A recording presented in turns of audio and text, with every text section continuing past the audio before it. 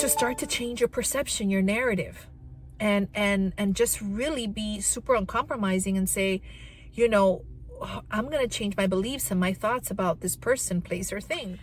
Hey guys, let's talk about love. Let's talk about love. I'm here at Aldi. We love our Aldi. Good prices. So let's talk about love and true love. Not the love of the fairy tales that, you know, the world teaches us or the movies teach us, that type of love. The you complete me love. Remember the love of Jerry Maguire?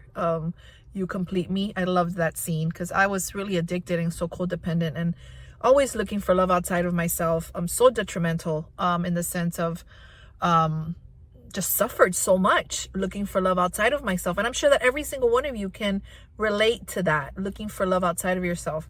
Stop it. Just stop it.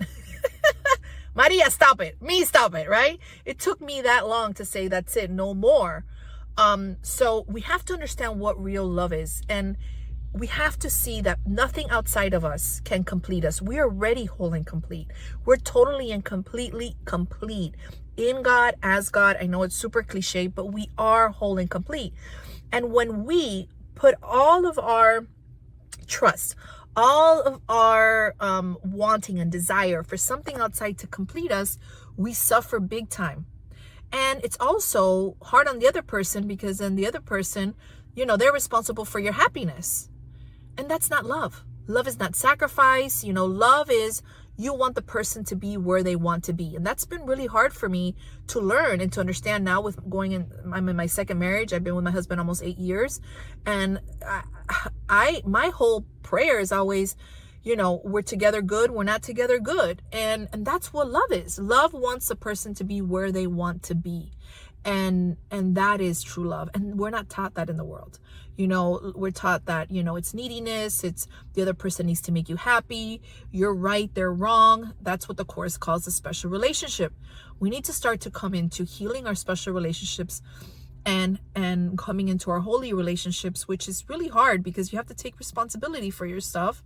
You have to take responsibility for your mind. And ultimately, the other person doesn't make you suffer. What makes you suffer is what you're thinking and believing about the person. What you're thinking, what you believe them to be is what makes you suffer. So how do we overcome and feel whole and complete?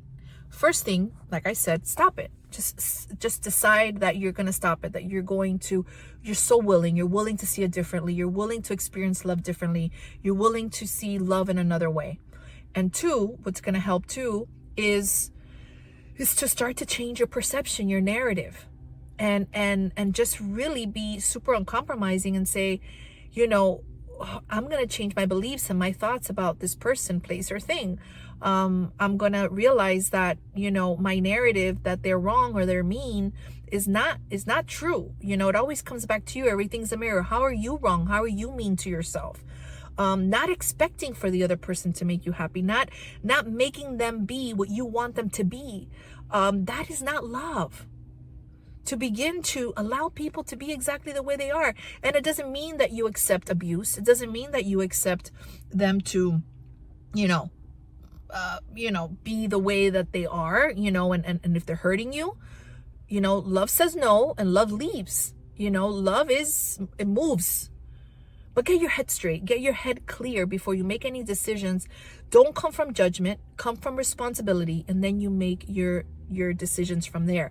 That's what's helped me. And I tell you, the reason I feel more comfortable and more confident in my relationship is because of my willingness to want to really do this prayer. God, I want to know what real love is.